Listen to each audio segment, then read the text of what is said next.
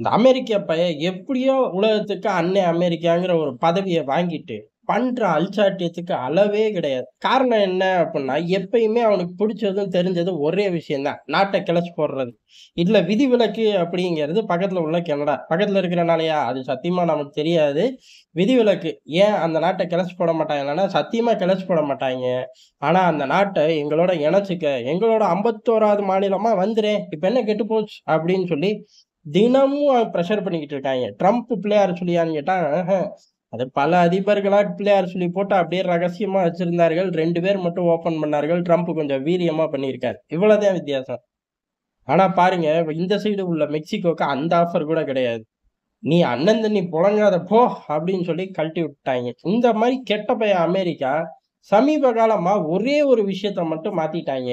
ஆனா இன்னொரு விஷயத்த மாத்தவே இல்ல. அத பத்தி விரிவா பார்ப்போம். இந்த மாத்துன விஷயம் அப்படிங்கிறது, ரஷ்யாவுக்கு எதிரு ரஷ்யாவுக்கு எதிரு, இந்தியாவுக்கு எதிரு பிராந்தியத்துல என்னமோ ஒண்ணு நமக்கு வேலைக்காரன் வேணும் அப்படிங்கிற மாரி சீனாவ வளர விட்டாய்ங்க. ஆனா, இப்ப அந்த இடைஞ்சல் அப்படிங்கிறது ரஷ்யாவ காட்டிலும் தாண்டி வந்து நிக்குது. ஐயய்யப்பா! நம்மளே ஏமாந்துட்டோமா அப்படின்னு நினைக்கிறாய்ங்க. நீ எப்பயுமே ஏமாறுவடா. யாரெல்லாம் நீ வளர்க்கிறியோ, அவன் பூராந்தேன் உன்ன முதுகுலயும், நெஞ்சுலயும் குத்திக்கிட்டே இருப்பாய்ங்க. ஆனா, நீ அவன விட்டா அடுத்தடுத்த வேலைக்கு போவ. திரும்பி வந்து ஏதோ ஒரு காலகட்டத்துல போட்டு தள்ளுவ. அது ஒரு பிரச்சனை கிடையாது. ஆனா, அமெரிக்காவுக்கு எதிரிகளை உருவாக்குவது அமெரிக்கா தான். வேற யாருமே கிடையாது. அந்த தியரிய இன்னமும் மறக்க மாட்டேங்கிறாய்ங்க. அத அப்படியே வச்சிருக்காய்ங்க. ஆனா இந்த சீனாவ ஒரே ஃபார்மட்டுக்குள்ள போனது மட்டும் தப்பு. சட்டைய மாத்தி, மாத்தி வெவ்வேறு காலங்கள்ல போட்டுக்கிட்டே இருக்கணும் அப்படிங்கிற முடிவு தான் சீனால இருந்து ஆட்கள எடுக்கிறார்கள். அதாவது அங்க உள்ள பிசினஸ தூக்குறார்கள். இந்தியாவுக்கு டிரான்ஸ்பர் ஆகும் அப்படிங்கிறது தான் ரொம்ப காலமா திட்டங்களா இருந்துச்சு. ஆனா அமெரிக்காவ பொறுத்தவரை ஒட்டுமொத்தமா உங்ககிட்ட இல்ல. எவன்ட்டயும் நான் தரமாட்டேன்னு ஆசிய கண்டத்துல வெவ்வேறு பிளேயர்க தலையில பிரிச்சு போடுறார்கள். சரி, ஏதோ வாங்குன அடிக்கு புத்தி வந்துச்சு பயலுக்கு அப்டின்னா, இந்த பாகிஸ்தான் விவகாரத்துல மட்டும் புத்தியே வராதாட்டுக்கு. காரணம் என்ன அப்டின்னா, பாகிஸ்தான இந்தியாவுக்கு எதிரா ஒரு செக்கு, சீனாவுக்கு எதிரா ஒரு செக்கு, ஆப்கானிஸ்தானுக்கு எதிரா ஒரு செக்கு, பிராந்தியத்துக்கு எதிரா ஒரு செக்கு சொல்ட்டு போயேன். அப்படின்னு கேட்டா, பிராந்தியத்துக்கு எதிரா ஒரு செக்கு கிடையாது. பங்களாதேஷை உருவாக்கிட்டாய்ங்க. இந்த பிராந்தியத்தில உள்ள நாடுகள் பூரா ஒரு நிலையற்ற தன்மையோட இருக்கணும். பிராந்திய வல்லரசுன்னு குதிக்கிறவன் பூரா, அதோட அக்கப்போருக்கே நேரம் சரியா இருக்கணும். இதான் அமெரிக்காவோட தியரி. இப்ப சமகாலத்தில யோசிச்சு பாருங்க.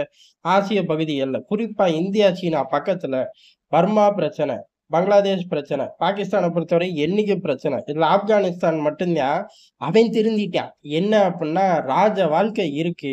அரசாங்கமா எப்படியாச்சும் மாறிருவோம். அவனுங்க கேட்கறது ஒண்ணே ஒண்ணுதான். தீவிரவாதிக்கு ஆதரவு குடுத்துறாத அப்படின்னு. இவ்வளவுதானே சிம்பிள். நான் என்னைக்குமே ஆதரவு குடுக்க மாட்டேன்டா. நீங்க தான் அல் கெய்தாவ வளர்த்தீங்க. கடைசியில என் தலையில தள்ளி விட்டீங்க. அதுக்கப்புறம் அவன புடிக்கிறேங்கிற பேர்ல என்னைய விரட்டுனீங்க. சரி ரைட்டு. இப்ப ஏதோ என் கையில நிலப்பரப்பு திருப்பி மாட்டிக்கிச்சுல. நான் நல்ல பையன். எப்பயுமே நான் நல்ல பிள்ளை தெரியுமா? அப்படின்னு தாலிபான்கள் சீனா, இந்தியா, ரஷ்யா அப்படின்னு உறவெல்லாம் வலுப்படுத்தி, அத அப்படியே நிம்மதியா போய்க்கிட்டு இருக்கு. எவ்வளவு காலம் தெரியாது. உலக அரசியல்ல எப்ப வேணாலும், என்ன வேணாலும் நடக்கலாம். இவ்வளவு ஸ்மூத்தா இந்த 3 பிளேயர்கள் போய்க்கிட்டு இருக்காய்ங்கன்னு தெரிஞ்சாலே, இப்பவே ஏகப்பட்ட விஷயங்கள அமெரிக்கா பண்ணுது. உதாரணத்துக்கு நார்தர்ன் ரெசிஸ்டன்ட்லாம் பெரிய அளவுல கொண்டு போய் அமெரிக்கா ட்ரிகர் பண்ணி அவர்கள் கண்ட்ரோல்ல எடுத்து வச்சிருக்கார்கள். என்ன ஒண்ணு 5 நாள் லேட்டா போய்ட்டாங்க. 5 நாள் முன்னாடி இந்தியா அந்த கிரவுண்ட செட் பண்ணி வச்சிருச்சு. அது கூடவே 2 நாள் கழிச்சு ரஷ்யா செட் பண்ணி வச்சிருச்சு. ஏப்பா அக்யூரேட்டா உன்ட்ட சொல்லிட்டு செட் பண்ணாங்களான்னு கேட்கக்கூடாது. பரவற தகவல தான் பேச முடியும். அதனால 5 நாள் டிலேல அந்த முக்கியமான கீ பிளேயர் அமெரிக்கா கையில இன்னமும் ஃபுல் ஹோல்டுல இல்ல. எல்லாரும் பிரிச்சுக்கிட்டோம். அதனால தான் இன்னமும் வண்டி அங்க ஓடுது. தாலிபான்களுக்குள்ள ட்ரிகர் பண்ணா, தாலிபான்களுக்கு ஆபத்தே அல் கெய்தா தானே! அல் கெய்தாவ நான் நல்லவன்னு அறிவிச்சுட்டா, இந்த மாரி 1000 சேட்டைய அமெரிக்கா பண்ணும். பண்ணும்போது நம்ம பார்த்துக்கலாம், எதிர்த்துக்கலாம். ஆனா இன்னைக்கு நிலைமைக்கு 3 இடங்கள்ல அவர்கள் ட்ரிகர் பண்ணி கிளச்சு வச்சிருக்கார்கள். அந்த இடங்கள்ல கடுமையா ஃபோக்கஸ் பண்ணி தொலைய வேண்டியதா இருக்குல்ல. ஆனா, இதுவரை அமெரிக்கா செஞ்சது என்ன அப்புட்ன்னா, அந்த நாட்ட நிலையற்ற தன்மையா ஆக்கிருவாய்ங்க. அது வழக்கமா அரசியல் ரீதியா. இந்த பகுதிகள் பூராமே ஆயுத சந்தையா, நல்ல வலுவான ஆயுத சந்தையா உருவாக்கி வச்சுருவாய்ங்க. பிளாக் மார்க்கெட்ல வந்து பம்ப் பண்றது, இதுல கல்லாவையும் கட்டிக்கிறது. இவ்வளவு ஆயுதங்கள் பக்கத்துல இருக்கும்போது என்ன ஆகும்? ஆட்டோமேட்டிக்கா நம்மளும் வாங்கி குமிக்கணும். அந்த ஆயுதங்கள் நம்ம மேலயும் பாயும். 2யும் சமாளிச்சு தொலையணும். அது போக அதோட பெர்ஃபார்மன்ஸ ஓசியிலேயே அப்டேட் வாங்கிக்கலாம். இது போதாதா ஆயுத சந்தைக்கு? ஆயுத முதலாளிகளும், பார்மா முதலாளிகளும் தான் உலகத்த ஆளக்கூடிய டேபிள்ல முக்கியமான 2 சேர்கள். மீதி உள்ள சேர்கள்லாம் வருங்காலங்கள்ல நேரம், சூழ்நிலை ஒத்து வரும்போது பார்ப்போம். அப்படி இருக்கும்போது, இந்த ஆயுதத்தையே பைபாஸ் பண்ற அளவு இன்னொரு விவகாரம் தான் பெரிய டார்ச்சரா சுத்திக்கிட்டு இருக்கு. காரணம் என்ன அப்புட்ன்னா, இந்த ஆயுத சந்தை இதுக்கெல்லாம் பெரிய அளவு டிரான்சாக்ஷன் அதிகமா நடக்கிறதுக்கு காரணமும் ஆயுதம், போதைப் பொருள் எல்லாம் நடக்கிறதுக்கு காரணமும் மனி தான். பணத்தோட ஃப்ளோ தான். அந்த பணத்தோட ஃப்ளோவ கொண்டு போறத மெட்டீரியலா மாத்துனாய்ங்க. மெட்டீரியலே பணத்துக்கு ஆபத்து. பணமே அரசாங்கத்துக்கு ஆபத்து அப்படின்னு ட்விஸ்ட் அண்ட் டர்ன்ஸ உலகம் சந்திச்சுக்கிச்சு. அதுலருந்து வெளில வர முடியல. அப்படியே கேரி பண்ற மாரி தான் ஆயிப்போச்சு. இப்ப அந்த பணமும் இப்ப ஆப்பு வைக்கிற மாரி தான், கிரிப்டோ கரன்சிகளோட நடமாட்டம் அப்படிங்கிறது கூடி போச்சு. சத்தியமா அரசாங்கங்கள் உருவாக்கல. அதுவா உருவாயிருச்சுங்கிறாய்ங்க. இன்னொரு பக்கம் இல்ல அமெரிக்க உளவுத்துறை தான் உருவாக்குச்சு அப்படின்னு அந்த கிரிப்டோ பின்னாடியே ஏகப்பட்ட கதைகள் இருக்கு. எது உண்மை, பொய் அப்படிலாம் நம்மளால கண்டுபிடிக்க முடியாது. கிரிப்டோவ வேணா அனுபவிக்கலாம் வாங்கி வச்சு. கம்மி ரேட்ல யாரும் வாங்கி வச்சிருந்தீங்கன்னா, அதிக ரேட் போயிருந்தா ஜாலியா வித்ட்ரா பண்ணி இப்போதைக்கு உள்ள கரன்சிகள எடுத்து செலவு பண்ணி மைலேஜ எடுத்துக்கலாம். ஃபினான்ஷியல் மைலேஜ நம்மளும் உருவிக்கலாம் சமகாலங்கள்ல. அத தாண்டி கிரிப்டோவோட ஆதி மூலத்த கண்டுபிடிக்கணும் அப்புட்ன்னா கொஞ்சம் சிரமம் தான். ஏறக்குறைய நெருங்கும்போது ஆஃபிஷியலா அவனுங்களே அறிவிச்சுட்டு போயிருவாய்ங்க. அதனால அந்த விஷ பரீட்சை நமக்கு தேவையில்ல. ஆனா அந்த கிரிப்டோ தான் வருங்காலங்கள்ல ஒரு நிலையற்ற தன்மைய ஈஸியா உருவாக்கும். எப்படி ஒரு நாட்டுக்குள்ள ஆயுதத்த கொண்டு போயிட்டா, அந்த நாட்ட அப்படியே உலுக்கி எடுத்துறலாம். ஏன்னா அந்த கூட்டங்கள் கிட்ட ஆயுதங்கள் வந்துருச்சு. முடிஞ்சு போச்சு. அதுக்கடுத்து ஆயுதத்த காட்டி அவன் கொள்ளையடிச்சு பணத்த சேர்த்துக்குவான். இல்ல ஆயுதத்த காட்டி கொள்ளையடிச்சு தன்னோட பவர காட்டிக்குவான். இந்த மாரி பல விஷயங்கள சாதிக்க முடியும். ஒரு நாட்டுக்குள்ள ஆயுதத்த கொண்டு போயிட்டா. அதே மாரி அத காட்டிலும் கூடுதலான ஆபத்து கிரிப்டோவ கொண்டு போயிட்டா. இதுல பிரச்சனை என்ன அப்டின்னா, கிரிப்டோ வரதும் தெரியாது, போறதும் தெரியாது. ஆனா இந்த விவகாரம் பூரா பேப்பர் தியரியா இருக்கான்னு கேட்டா, பேப்பர் தியரிய தாண்டி பிராக்டிகலாவே இருக்கு. ஆனா சின்ன கேங் லெவல்ல இருக்கு. இல்ல நல்ல டெக்னாலஜில ஊறிப்போன ஆட்கள் லெவல்ல இருக்கு. 2மே கூட்டம் கம்மி தான். கேங் வந்து அது வந்து யூஸ் பண்ணுது அவ்வளோதான். பேங்க்ல இருந்து வித்ட்ரா பண்றவன் என்ன செய்வான்? அந்த மாரி ஒரு விஷயம் தான். ஆனா இந்த சின்ன டெக்னாலஜி கூட்டம் ஒரு பேங்க் மாரி. ஆனா குட்டி லெவல்ல தான் ஆப்பரேட் ஆகுது. இத பெரிய லெவல்ல சோதிக்கணும் அப்டின்னா, அதான் பாகிஸ்தான். ஏன்டா அதுக்கு நாங்க தான் கிடைச்சோமாடா அப்படின்னு நம்ம போய் அமெரிக்காவ கேட்க முடியாது. அமெரிக்காவ வலுவா அடிக்கிறக்கும், பாகிஸ்தான் கிரிப்டோவ எடுத்து உருப்படாம போறதுக்கும் இறங்கி வேலை செய்யணும். வேற வழியே இல்ல.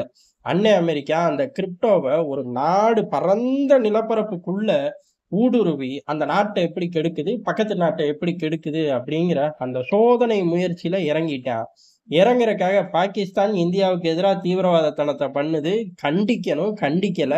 இந்தியா அடிக்குது. அடிச்ச உடனே அவன் கால்ல விழுகுறான். ஐயா நான் தான் போர நிறுத்திட்டேன் அப்படிங்கிறான். டேய் அவன் ஐயோ சாமி காப்பாத்துங்கன்னு கத்துறது ஊர் உலகத்துக்கே கேட்டுச்சுடா. நீ நடுவுல வரவே இல்ல. நீ பிஸியா உக்ரைன் யுத்தத்துல இருக்க. ஆனாலும் சொல்லி தொலைற, சொல்லி தொல. அப்படின்னு நம்ம விட்டோம். இருந்தாலும் மனுஷன் போற பக்கம், வர பக்கம் பூரான்னு சொன்னாரு. நம்மளும் சரி நாசூக்கா அவர் பேர கெடுக்க முடியாது அப்படிங்கிறனால, 3வது நாடு தலையிடல. அவன் கால்ல விழுந்தா நான் போர நிறுத்திட்டேன்னு அறிவிச்சோம். உடனே பாகிஸ்தான் இப்ப அறிவிக்கிறான். என்ன அப்படின்னா, நம்ம போர் நிறுத்தத்துக்கு போய் கேட்டோம். அவன் உடனே போர் நிறுத்தத்துக்கு ஒத்துக்கிட்டான் அப்படின்ட்டு. இப்ப அண்ணன் ட்ரம்ப் மூஞ்சிய கொண்டு போய் எங்க வச்சுக்குவார்? அதெல்லாம் எங்க வச்சுக்க முடியும்? அதே வெள்ளை மாளிகையில தான் சுத்திட்டு வர முடியும். இதெல்லாம் அவரோட வீர வாழ்க்கையில சகஜம் தான். ஈஸியா கடந்து போயிருவார். ஆனா இந்த வில்லத்தனங்கள் நடந்துகிட்டு இருக்கக்கூடிய காலகட்டத்துல, அவருக்கே உரிய கிரிப்டோ கம்பெனி பாகிஸ்தான்ல போய் ஏகப்பட்ட டீல்கள போடுது. ஒரு டசன் டீல போட்டுட்டாய்ங்க. ஆனா ஒரே ஒரு டீல் மட்டும் தான் வெளில வந்திருக்கு. என்ன அப்டின்னா, பாகிஸ்தான் ரிசர்வ்ல கிரிப்டோ கரன்சிய கொண்டு வர போறாங்களாமா. பிட்காயின வாங்கி வைக்க போறாங்களாமா. டேய்! என்னடா இது கேலி கூத்து? உங்ககிட்ட தான் வாங்க காசே இல்லையே! எல்லாமே ஐஎம்எஃப் தான் குடுக்கணும். அத வச்சு தான் நீ கச்சா எண்ணெயிலருந்து ஏ டூ இசட் வாங்குற. மத்த தீவிரவாதிகளுக்கெல்லாம் சீனா தருவான். வருங்காலங்கள்ல அமெரிக்கா தருவான். இதுல கிரிப்டோ எங்க வாங்கி வைக்கிறது அப்படின்னு கேட்டா, ரிசர்வா வாங்கி வைக்கிறார்களாமா. இத நம்மள நம்ப சொல்றாய்ங்க. அது போக இது வந்து வேற எந்த புழக்கத்துக்கும் இல்லையாமா. ரிசர்வ் அவ்வளோதான். ஏன்டா தங்கமே அப்பப்ப லிக்விடிட்டி பண்ணிக்கிட்டு தான் இருப்போம். கிரிப்டோ வாங்கி வச்சு பூஜை பண்ணுவியா? அப்படின்னு கேட்டோம்னா, முழுக்க முழுக்க ஆயுத சந்தைய எப்படி உருவாக்கி ட்ரையல் பார்த்து, இன்னைக்கு வெற்றிகரமா நாடுகள சிதைக்கிறக்கு அமெரிக்கா கிட்ட இருக்கக்கூடிய ஒரு பிரம்மாஸ்திரம். அமெரிக்காவுக்கு அடுத்து அடுத்தடுத்த நாடுகள் ஆப்பரேட் பண்றார்கள். அது வேற விஷயம். ஆனா இதுல கீ பிளேயர் அப்படின்னு பார்த்தோம்னா, அமெரிக்கா தான். அந்த ஆயுத சந்தைக்கு ஈக்குவல் தான் வருங்காலங்கள்ல கிரிப்டோ கரன்சி. அந்த கிரிப்டோ கரன்சிய ஆசிய கண்டத்தையே நம்மள மட்டும் கிடையாது. ஆசிய கண்டத்தையே அப்படி உழுக்குறக்கு கொண்டு வந்து ஒரு பிரான்ச்ச போட்டான். இந்தியா எதிர்த்து போராட வேண்டிய காலகட்டத்துல இருக்கும். கிரிப்டோ ஏறக்குறைய ஒரு மாயாவி தான். வேட்டையாடுறக்கு புது புது வழிகள். நம்மளும் கண்டுபிடிச்சு தொலைய வேண்டியதுதான். ஆனா என்ன, இந்த அமெரிக்க இறுதி வரை இந்த வேலைய நிறுத்த மாட்டானாட்டுக்கு. அவனுக்கு புத்தி எந்த காலத்துலயும் இந்த பர்ட்டிகுலர் விவகாரத்துல வராதாட்டுக்கு. காரணம் ட்ரம்போட கட்சி, ட்ரம்ப் 2 பேருமே நமக்கு ஆதரவானவர்கள். அப்ப பைடன் கட்சி, பைடன் ஆட்களுக்கு இந்த மாரி புத்தி வந்திருந்தா, இன்னமும் வேகத்த காட்டுவாய்ங்க அப்படிங்கிறது தான் ஒரு முக்கியமான விஷயம். அப்ப அமெரிக்கால உள்ள இரு பெரும் கட்சிகளுமே இந்த தியரி ஆசிய கண்டத்துல இவன் ஒரு சோதனை கூடம். இந்த கூடத்த வச்சே சுத்தி உள்ள அத்தன கூடங்களை அப்படி உலுக்கி எடுக்கலான்னு நெனைக்கிறாய்ங்க. அதோட நெனச்சதோட விளைவுதான். இன்ன வரை பாகிஸ்தான் இருக்கு. இங்கிட்டு ஆயுதங்கள் புழங்குது, தீவிரவாதம் புழங்குது. சொல்லி பாரு. நான் தீவிரவாதத்துக்கு எதிரானவன்ம்பா. கடைசியில சிரியால அல் ஜுலானிய பாத்து, "ஓ! How are you?" அப்படின்னு கை குடுப்பாய்ங்க. அவன் தலைக்கு தான் பல மில்லியன்லாம் விலை வச்சார்கள். என்ன பண்றது?